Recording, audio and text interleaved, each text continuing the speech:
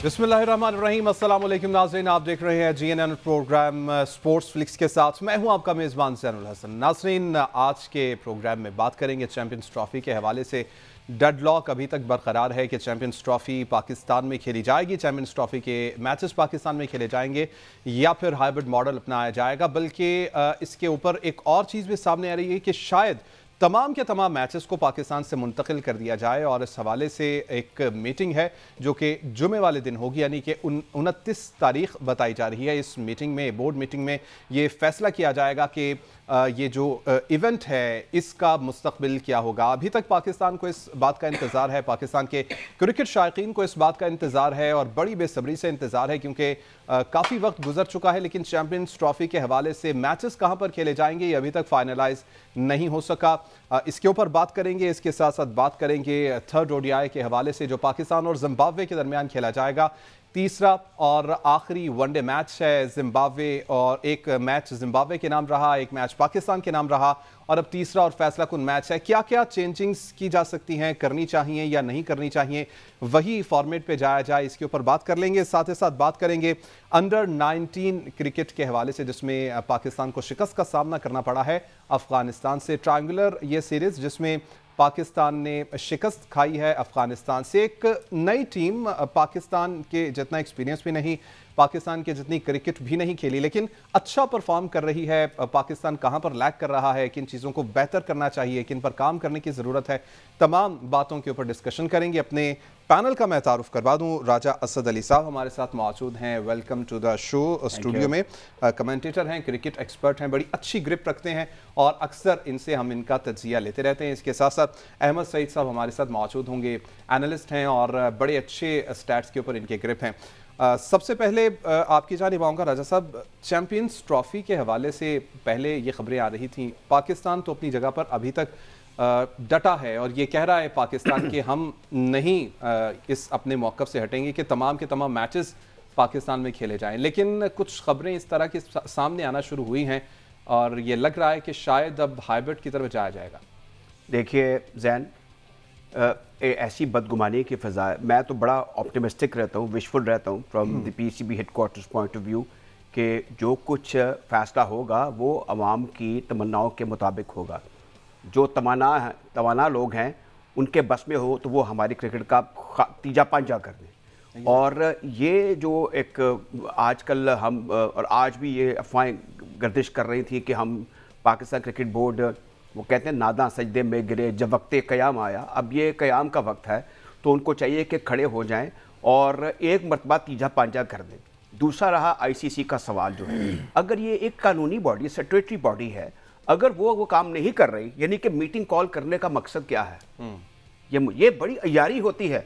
अय्यारी ये होती है कि जो एक जिस शख्स की या जिस इदारे की या किसकी डोमिनेंस होती है ना किसी गवर्निंग बोर्ड में, तो वो गवर्निंग बोर्ड बुला लेता है और उसके बाद वो यूँ करता है, अपनी मर्जी के फैसले कराता है और फिर वो बात जो है कानून बन जाती है। मुझे लगता है ICC भी इस किस्म की डबल गेम खेलने वाला है और अगर हमने उनको फर्दर कोई कुशन या रास्ता दे दिया तो फिर वही कुछ करेंगे जो कि इस वक्त लाहौर में या कराची में या मुल्तान में या फैसलाबाद में या देहात में लोग बातें कर रहे हैं कि क्रिकेट बोर्ड जो है हाइब्रिड को एक्सेप्ट कर लेगा क्योंकि माल बड़ा है। अच्छा, दूसरी तरफ भी आ जाए। राजा साहब, बड़ी तैयारियां हमने की हैं और बड़े स्टेडियम्स वगैरह बनाए हैं, बड़ा हमने इन्वेस्टमेंट भी किए इन तमाम चीज़ों पर, लेकिन अब पाकिस्तानी शायकीन को डर इस बात का है और लग ये रहा है, घबराए इस बात से रहे कि कहीं ऐसा ना हो कि ये सब धरा का धरा रह जाए और तमाम का तमाम इवेंट ही पाकिस्तान से चला जाए। आप समझते हैं पॉसिबल नहीं इवेंट कैसे चला जाए इवेंट? देखिए, हमारा उड़ना बछोड़ना आपका भी, अहमद सईद साहब का भी, सलमान बट साहब का भी, हमारे जो कोलीग हैं दूसरे एक्सपर्ट जो हैं, आकिब भी, क्रिकेट है। मेरा तो बहुत ज़्यादा क्रिकेट है और सलमान बट साहब का तो उससे भी ऊंचा है कि उनका रोज़गार भी है। मेरा भी एक हद तक रोज़गार क्रिकेट से जुड़ा रहा है, मैंने तो नौकरी भी की हुई है क्रिकेट बेस पे के दायरे में। बड़ा अच्छा लगता है इंडिया पाकिस्तान के मैचेस हों, लेकिन जब इंटेग्रिटी, पैट्रियाटिज्म की बात आएगी, सेल्फ इस्टीम की बात आएगी, तो मैं कहूँगा कि हम क्रिकेट नहीं खेलते। अगर आपने हमारा मोरल डाउन ही करना है ये बातें कर करके कि हम नहीं आ रहे जी, पैसे ले लें। अच्छा, दूसरी अजीब बेहुदा सी बात है, इंडिया के चैनल्स जो पढ़े लिखे भी उनके एंकर्स हैं, वो हमारे जो एक्सपर्ट हैं उनसे बातें करते कहते हैं जी पैसा बड़ा है। ये जो एहसास कमतरी है रियासी सतह पर भी और वाम की सतह पर, वो किसी तरीके से जैसे अप स्टार्ट नहीं होते नौ दौलती है, इंडियंस अब जो मीडिया हाउसेज हैं और उनके जो कुछ पॉलिटिशियंस भी हैं, अब इसमें ये सारी बात जो है, इसके साथ हमें जो इस वक्त बीजेपी गवर्नमेंट का स्टांस है, स्टांस क्या है, उनके इकदाम क्या है, एंटी मुस्लिम हैं, हम सब जानते हैं। तो रियाज साहब ने भी एक एक्स चेयरमैन पीसीबी एक अपने इंटरव्यू में कहा था कि वो मुसलमानों के खिलाफ है, क्रिकेट के खिलाफ नहीं है। अब वहाँ पर क्या हो रहा है, आप जानते हैं कि इलाहाबाद जैसे तारीखी शहर का नाम बदल दिया गया है, अब अहमदाबाद का नाम बदलने के बारे में बात हो रही है।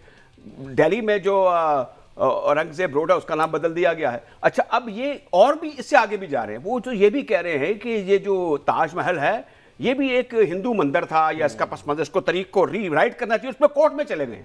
अब ये सारी ऐसी सिचुएशन है, अगरचे ये पता नहीं एम है या नहीं है, लेकिन इसमें करना ये चाहिए पीसीबी को कि जो पाकिस्तान के टॉप के फॉरेन ऑफिस के एक्सपर्ट हैं, जो क्रिकेटर भी हैं, जैसे कि शाहिद मलिक साहब हाई कमिश्नर रह चुके हैं, वो फॉर्मर क्रिकेटर हैं, मोइन अफजल साहब एमसीसी के मेंबर हैं, वो फॉरेन सर्विस में नहीं फाइनेंस में रहे हैं, लेकिन he knows cricket very well, वो नॉर्म्स को समझते हैं। हमें एक रिस्पॉन्सिबल क्रिकेटिंग नेशन के पॉइंट ऑफ व्यू से अपने केस को प्लीड करना है। ये जो बार बार ट्रम्पेट ब्लो कर रहे हैं, जी पैसा बड़ा है, और यहाँ पर हमारे कुछ लोग भी ऐसे हैं, कुछ शहर के लोग भी जालिम सन, कुछ हानूपरंदा शौक वैसी, कुछ हमारे भी कोई बूढ़े कुछ जवान लगे हुए हैं, और उनका टारगेट ऑडियंस होता है इंडिया के जो पब्लिक है या उनके जो एक्सपर्ट हैं, वो इस तरह की बातें करते हैं। हमें अपना पॉइंट ऑफ व्यू, अपना केस रीड करना है। और दूसरी बात, ये रीड करते हुए हमें ये एहसास करना चाहिए, समझना चाहिए कि भारतीय जो अवाम है वो पाकिस्तान के साथ क्रिकेट खेलना चाहते हैं, वो चाहते हैं कि आने जाना शुरू हो। 54-55 में जब इंडिया की टीम यहाँ पर आई थी तो वाघा के दरवाजे खोल दिए जाते थे, वहाँ से शायकीन क्रिकेट आते थे, सुबह मैच देखते थे, दोपहर शाम के बाद जाके नाकली में शॉपिंग भी करते थे और फिर वापस चले जाते थे। ये सब कुछ होता रहा है, अब भी हो सकता है। राजा साहब, आपकी बात काट रहा हूँ, लेकिन एक ना बड़ी ज़बरदस्त किस्म की सजेशन मैंने देखी सोशल मीडिया के ऊपर कि स्टेडियम ही आप सरहद के दरमियान में बना दें कि आधा पाकिस्तान में आधा इंडिया में, ना इंडिया पाकिस्तान जाता है ना पाकिस्तान इंडिया आए और कोई लड़ाई झगड़ा ना हो। आप समझते हैं कि ऐसी कोई सिचुएशन क्रिएट कर लेनी चाहिए? फिर आप इंडिया की हटधर्मी के फिर आप उसके लिए कर रहे हैं, हम तो नहीं कह रहे। अगर हम मोहाली में, मैं गया हूँ वहाँ जाके क्रिकेट हमने कवर की हुई है, कमेंट्री की हुई है, और वहाँ पे लोग आते थे, यहाँ बड़े बड़े हमारे दोस्त भी गए आए, और वहाँ पर जो चीफ मिनिस्टर थे वो उनकी बड़ी शानदार हॉस्पिटैलिटी थी। ये एक टेम्परेरी कह लें या पता नहीं अब क्या फेज है, आई डोंट नो। वहाँ पे जो रिसेंट इलेक्शन हुए महाराष्ट्र में, उसके रिजल्ट क्या रहे हैं, बट ये सिर्फ और सिर्फ बीजेपी का एक उनका एजेंडा है, anti Muslim anti Pakistani stance. वो समझ रहे हैं कि उनको जो पब्लिक का वोट है वो इस बुनियाद पर मिलेगा। ये सारा केस जो है मेरे ख्याल में इनकॉर्पोरेट करना चाहिए व्हेन पीसीबी, अगर ये जो 29 तारीख जिसका फ्राइडे को आप जिक्र कर रहे हैं कि ये इजलास होने वाला है, इसमें बताएं कि दिस इजंट क्रिकेट, ये सिर्फ जो मामला है ये सिर्फ आईसीसी का, पीसीबी का और बीसीसीआई का नहीं, कि बीसीसीआई के लोग भी लाचार और नामुराद हैं, क्योंकि सारा कुछ जो गुजरा वो तो न्यू दिल्ली कर रहा है, वो तो बीजेपी और मोदी सरकार कर रही है सब कुछ। तो इसमें इन सारी चीजों को पेश नजर रखना होगा before you put your point. अपनी बात एक और चीज जो अक्सर सवाल जहन में आता है वो ये कि आखिर ऐसी क्या वजह है कि भारत की बात इतनी मानी जाती है, इतनी सुनी जाती है कि लॉबिंग होती है ना? क्या आप समझते हैं कि पाकिस्तान की लॉबिंग ही नहीं है क्रिकेट की वर्ल्ड में? क्योंकि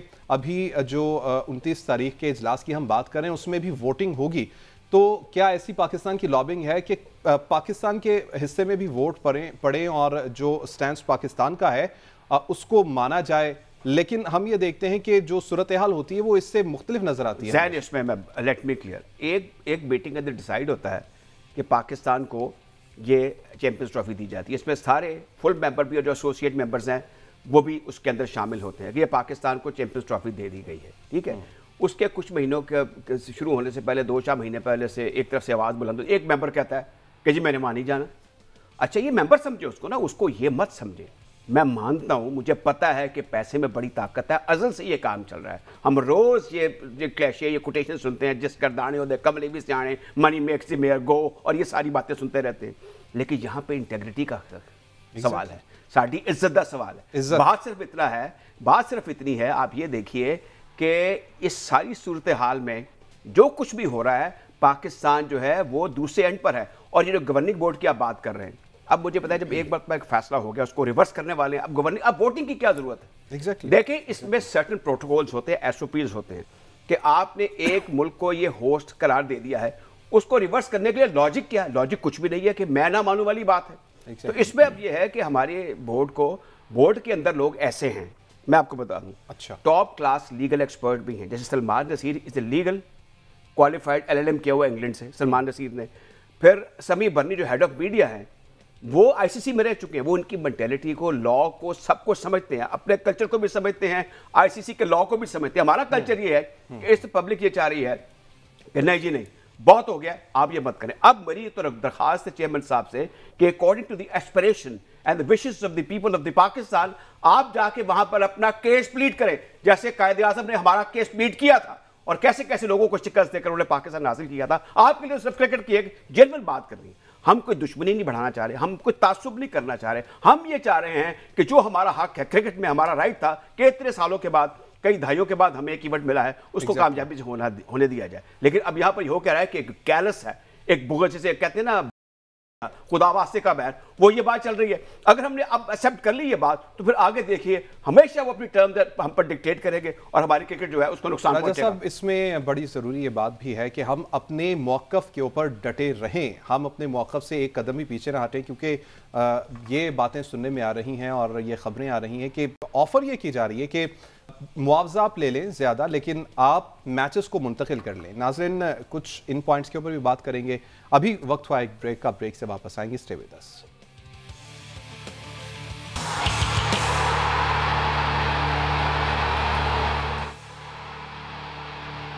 वेलकम बैक नाज़रीन, बात कर रहे हैं चैंपियंस ट्रॉफी के हवाले से, जिसके मैचेस के हवाले से अभी तक डेडलॉक बरकरार है और जल्द ही ये बात सामने आ रही है कि एक मीटिंग होगी, जिसका परसों बताया जा रहा है, यानी जुम्मे वाले दिन ये मीटिंग होगी और उसमें कहाँ जाएंगे मैचेस, इस बात के ऊपर डिसाइड किया जा रहा है, डिसाइड किया जाएगा। इस बात के ऊपर राजा असद अली साहब हमारे साथ मौजूद हैं। राजा साहब, बात हम ये कर रहे थे कि पाकिस्तान अब तक तो अपने पॉइंट पर अटल है, डटा हुआ है, क्या मज़ीद इसके ऊपर कायम रह पाएगा और क्या उससे हमें कोई फ़ायदा हासिल होने वाला है? देखिए, सिर्फ हमें फ़ायदा क्या होगा, फ़ायदा ये होगा कि हमारा जो मौक़िफ़ है और जो असूली है, कानूनी है, उस पर जो चेयरमैन साहब पहले दिन से बात करते चले आ रहे हैं उस पर लिव अप करें और ये जवाब पेश करें कि इंडिया का जो एक स्टैंस है उनकी सिर्फ ये है, जैसे हम पंजाबी में एक टर्म यूज़ करते हैं गंदा करना, कहने जी थे लॉ एंड ऑर्डर का मसला है, इशू है, ऐसी तो बात नहीं है। और इसमें अगर वो कामयाब हो जाते हैं तो मेरे ख्याल में उनके क्रिकेट के जो ऑन फील्ड जो नताइज अब तक वो तसल्ली बख्श हैं, स्पेशली जब हमने इंग्लैंड को 2-0 से यहाँ पर हराया और फिर ऑस्ट्रेलिया में 22 साल के बाद वनडे सीरीज़ जीती। और अगर वो इसमें कामयाब हो जाते हैं, यहाँ पे स्टेट्समैनशिप का काम बड़ा ज़रूरी है। और जो चेयरमैन क्रिकेट बोर्ड होता है उसके बड़े लोगों से तल्लुकात होते हैं, जो पाकिस्तान के बड़े बड़े फाइनेंस मैनेजर्स हैं उनसे उनके तल्लुकात होते हैं। Cricket is a very sociable game, वो जाकर बात कर सकते हैं उन लोगों से भी जो कि इंडिया में मुतय्यन रहे हैं एज ए हाई कमिश्नर, उनसे बात कर सकते हैं कि उनकी गुजरात में, मुझे याद है हमारे हाई कमिश्नर गए थे एक टी पार्टी पे, तो मोदी साहब ने वहाँ पर उल्टी सीधी बातें करना शुरू की थी जब वो चीफ मिनिस्टर थे वहाँ पे, तो हमारे हाई कमिश्नर ने वहाँ पर बॉयकॉट किया। तो ये ऐसे लोगों से मिलें और उससे बताएं जी कि हमारा डिप्लोमेटिकल चैनल जो है वो लैंग्वेज क्या है, ये बड़ी इंपॉर्टेंट चीज़ें होती हैं, क्योंकि वो उसमें सब लोग होंगे, उसमें आपको अपना केस प्लीड करना है। और मैं इस पर बिल्कुल मुत्तफिक नहीं हूँ कि वोटिंग का क्या सवाल पैदा होता है जी। दूसरी बात यह है कि पैसे की बार बार क्यों बात कर रहे हैं। एग्जैक्टली क्या जो इंडिया की रियासत है और इनके जो मीडिया के लोग भी वो बार बार जो अपस्टार्ट नहीं होते, जिनके पास नया नया पैसा आता है, हालांकि पैसा उनके पास पुराना है, पुराने पैसे को इकट्ठे करने वाले लोग हैं, ये कारोबारी लोग हैं, इसमें कोई दूसरा कलाम नहीं है। तो बार बार या पैसे की तड़ियाँ लगाते हैं जी, पैसा बड़ा है, हम पैसे फेंकेंगे और तमाशा देखेंगे, पाकिस्तान क्रिकेट बोर्ड मान जाएगा। मैं कहूँ पाकिस्तान, हम एक सॉवरेन स्टेट हैं, एक इंडिपेंडेंट मुल्क है। और दूसरा ये बात सबको बता देनी चाहिए कि इंडिया की क्रिकेट की जो हिस्ट्री है ना 32 से शुरू होती है, हमारी 52 से इंटरनेशनल क्रिकेट की हिस्ट्री शुरू होती है। इंडिया को 30 साल लग गए थे इंग्लैंड में जीतने के लिए, सही। और पाकिस्तान ने पहले टेस्ट मैच में ओवर में लम्बा डाल दिया था आपने इंग्लैंड को। और फिर जो उस सदी की जो 20 उस सदी की बेहतरीन टीम थी, उसने 20 साल के बाद ऐसी सीरीज जीती थी। फिर सिमिलरली लाहौर के कॉलेज बॉयज़ जो थे उन्होंने 52 में लखनऊ में इंडिया को शिकस्त दी थी। और ये भी बता दूं कि जो स्टेट्समैन था इंडिया का न्यूज़पेपर, उसने सुर्खी लगाई थी कि Lahore college boy defeats India, all India, shame on India. तो ये हमारा क्रिकेट राजा साहब, इंडिया वाले पहले खेलने नहीं आ रहे, आप उनकी इस तरह की शिकस्त जो सबसे इंपॉर्टेंट चीज़ है ना कि हमारी जो कौम है उसका जना साहब ने, मोहम्मद अली जना साहब ने, कायद आज़म मोहम्मद अली जना साहब ने पहला काम किया, वो खुद भी क्रिकेटर थे, कि इस कौम का खौफ ख़त्म किया था। हमारे जो 4-5 सरकर्दा लीडर थे ना, उन्होंने खौफ खत्म किया था, जो हिंदू मेजोरिटी का था। फिर 1000 ईयर्स की आपकी हुक्मरानी है उनके ऊपर, आप क्यों नहीं है मार्जी हालात जो हैं आप क्रिकेट को डिस्कस कर रहे हैं। क्रिकेट का मसला नहीं है, ये 100% पॉलिटिकल है। इसको अफवाह तफहीम के जरिए हल होना चाहिए। और दोनों बोर्डों के बीसीसीआई और पीसीबी के तल्लुकात ट्रेडिशनली बड़े अच्छे रहे हैं। मैं बार बार कहता हूं कि अब हम ढूंढते हैं कि डालमिया नजर आ जाए, हमें सालवे नजर आ जाए, हमें बिंद्रा नजर आ जाए, वो आइकॉन से इंडियन क्रिकेट के। अभी आपने गवास्कर की स्टेटमेंट नहीं सुनी होगी। ये जो अरे गहरे लोग हैं, ये वहां पे इंडिया के चैनल्स पर बैठ के उल्टी सीधी बातें करते हैं। अब उनको कुछ और बातें मिल जाएंगी, वो पकड़ के चला देंगे, मर गए, ये हो गया, वो हो गया। ये सारी ऐसी बातें हैं, मेरे ख्याल में इसका जवाब जाना चाहिए बड़े अच्छे तरीके से। मेरे ख्याल में मैंने आज लास्ट वर्ड कि मैंने आज तक यहाँ पर, हम लाहौर में रहते हैं, जो हिंदुस्तान के बड़े शहरों में से प्री पार्टीशन सबसे बड़ा कल्चरल हब था, इसको कहते हैं पेरिस ऑफ इंडिया। मैंने आज तक मिलाप हो, प्रताप हो, जिम्मेदार हो, इनकलाब हो, सिविल एंड मिलिट्री गैजेट हो, मैंने आज तक कभी मुसलमानों की तरफ से कोई नफरत अंगेज मवाद ना पहले सुना था ना अब मैं सुनता हूँ। मेरी बड़ी कदीमी फैमिली है सब कॉन्टिनेंट की, मैं सब जानता हूँ। लेकिन बात कहने का मतलब ये है, कोई नफरत नहीं फैलाना चाहते, हम कोई तासुब नहीं करना चाहते, हम दोस्ती का हाथ बढ़ा रहे हैं। तो मैं कहूँ क्रिकेट के साथ साथ ये सारी जो पोलिटिकल बातें हैं ये चलनी चाहिए। मैं आखिरी बात आपको बड़ी मजेदार बता दूँ अहमद सईद साहब, 48 में ना वेस्ट इंडीज़ की टीम लाहौर आई जी, उसके कप्तान थे गॉटिड आए हुए थे, वो ट्विन टूर था। और बीच में कालीनी साहब ने कहा हमारे मुल्क में आके क्रिकेट खेलने, तो यहाँ पर अनऑफिशियल टेस्ट मैच था। तो जब वो वहाँ इंडिया से आ रहे थे पाकिस्तान में एक मेकशिफ्ट अरेंजमेंट के जरिए, तो वेस्ट इंडीज़ के कप्तान थे गॉटिड। उन्होंने लाला मनात से पूछा कि व्हाट अबाउट पाकिस्तान टीम। तो लाला मनात का हमारे से बड़ा प्यार था, लाहौरिये थे, वो शादी में घूमते फिरते थे। उन्होंने कहा Pakistan just college boys. Lahore में जब मियाँ सईद ने इम्तियाज़ 100 किए और वेस्ट इंडीज़ हारते हारते बचा, तो अभी 94 की एज में इंतकाल हुआ है सुल्तान महमूद साहब का, वो पाकिस्तान के अनऑफिशियल टीम का हिस्सा थे, टेस्ट टीम का।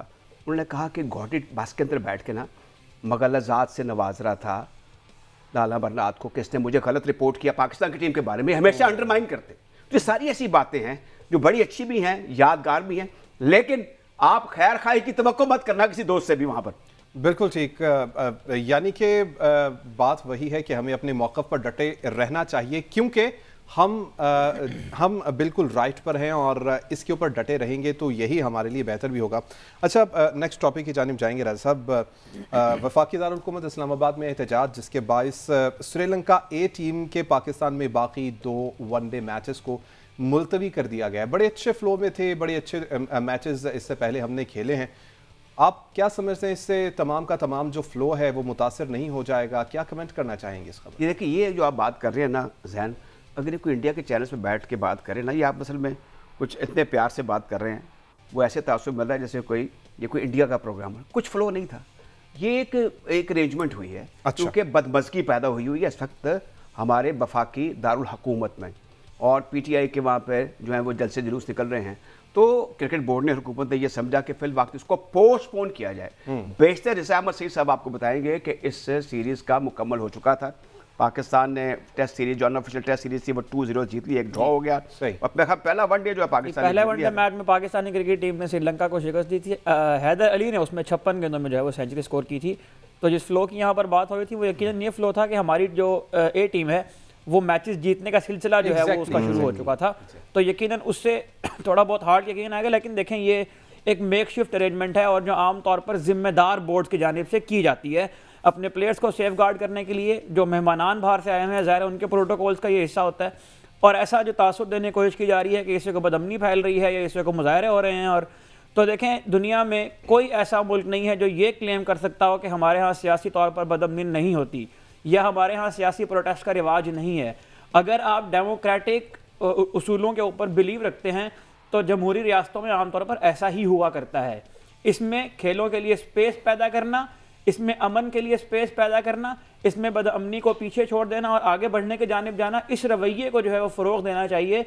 और जो लोग इस बुनियाद पर ये कह रहे हैं कि पाकिस्तान का चैंपियंस ट्रॉफी का स्टांस जो है वो कमज़ोर हो जाएगा कि यहाँ पर बदअमनी फैल रही है, तो मैं एक पूरी ट्रेल है हिस्ट्री में, अगर आप देखें तो स्पोर्ट्स के बहुत सारे ऐसे इवेंट्स हैं जो इस किस्म की सिचुएशन के बावजूद जारी रखे गए ताकि इस बदअमनी के फ़ज़ा के अंदर अमन प्रीवेल करे, पीस प्रीवेल करे, मोहब्बत प्रीवेल करे।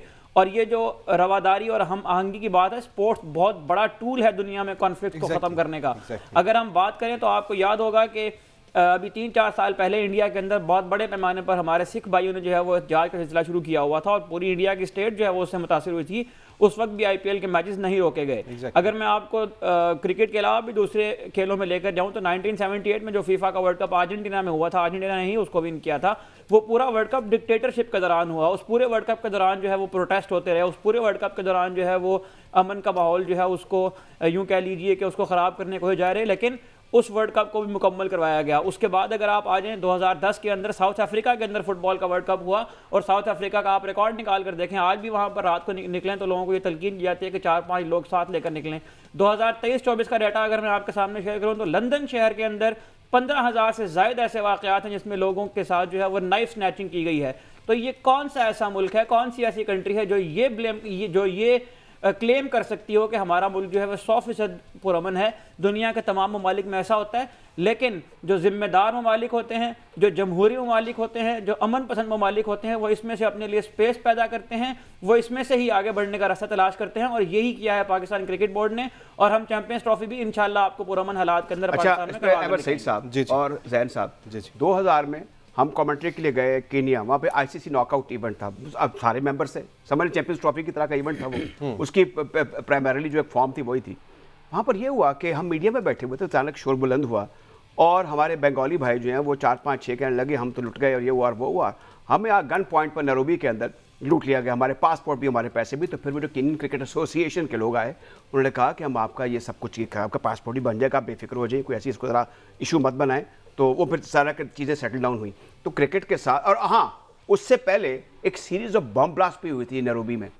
तो ये चीज़ें चलती रहती हैं और पाकिस्तान का जहाँ तक ताल्लुक है, यहाँ पे जो जैसे कैसे भी कुछ बिगड़े हुए लोग हैं या किसी को गुस्सा है, क्रिकेट के खिलाफ कोई भी नहीं है। तो क्रिकेट सब चाहते हैं कि क्रिकेट होनी चाहिए और Pakistan is a perfect place to host the ICC champions trophy. मेरे ख्याल में ये बार बार कौन सा ऐसा मुल्क है जो क्रिकेट नहीं खेल कर गया पाकिस्तान में? ऑस्ट्रेलिया की टीम आ गई है, इंग्लैंड की टीम आ गई है, न्यूजीलैंड की टीम आ गई है, श्रीलंका की टीम आ गई है, जिम्बाब्वे की टीम आ गई है, सारी टीमें यहाँ पर आकर खेली हैं।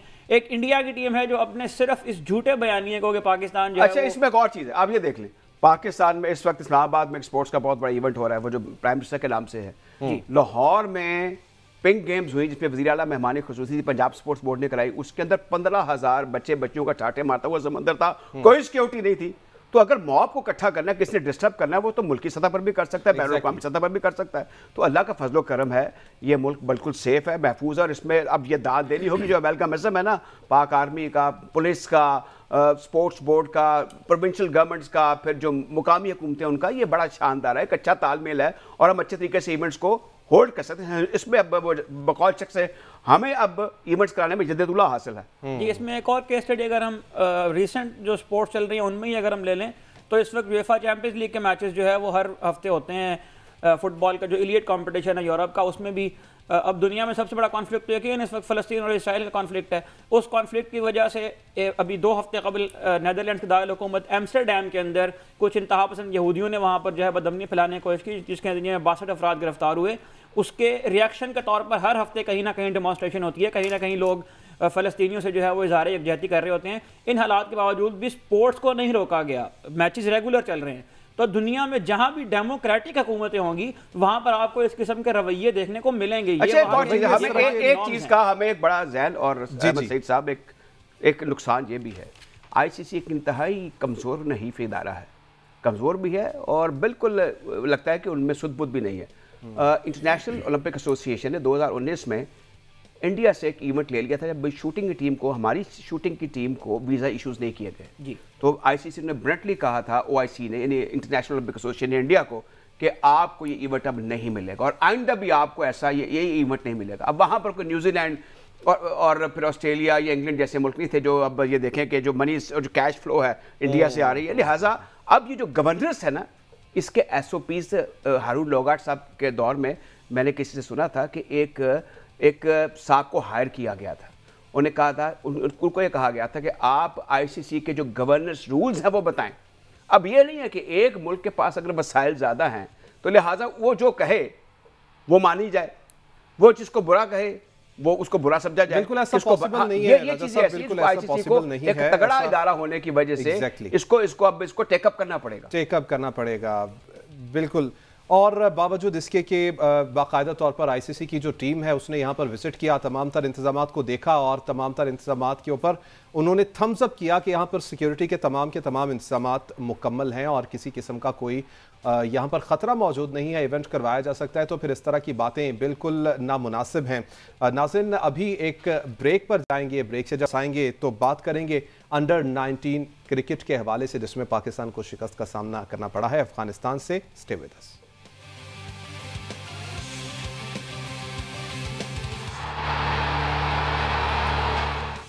वेलकम बैक नाज़रीन, बात कर रहे हैं अफ़गानिस्तान से पाकिस्तान को जो शिकस्त हुई है अंडर 19 ट्रायंगुलर सीरीज़ में, उसके मुतालिक और इस मुतालिक आगे बढ़ने से पहले बॉलिंग कोच हैं अंडर 19 के रेहान रियाज, उनकी जानिब से हार के बाद क्या कहा गया, पहले उस पर नज़र डाल लेते हैं, वो सुन लेते हैं, फिर आगे बढ़ेंगे।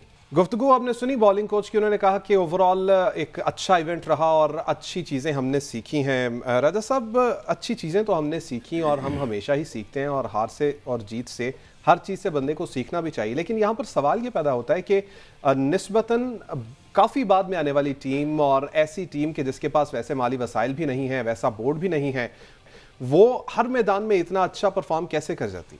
Dedication and determination. रेहान साहब बड़े रिस्पेक्टेड कोच हैं, इनकी बातों को हमें थोड़ी देर के लिए मान लेना चाहिए, लेकिन ज़ाहिर है जो माहौल है ना वो बड़ा इंपॉर्टेंट होता है, जो माइंड सेट बार बार मैं आपको कह रहा हूँ। ये रेहान साहब तो एक हद तक कोशिश कर सकते हैं, लेकिन खेलना तो प्लेयर्स नहीं है ना। तो ये जो इसमें आप जिस तरीके से हारे हैं एक ऐसी टीम के साथ अफगानिस्तान से जो एक तबाह हाल मुल्क रहा है, ना वहाँ पे ग्राउंड्स हैं, ना वहाँ इंफ्रास्ट्रक्चर है, ना उनकी कोई हिस्ट्री है, उनकी जो क्रिकेट की दाग बेल है वो पाकिस्तान में पेशावर के मुकाम पर डाली गई।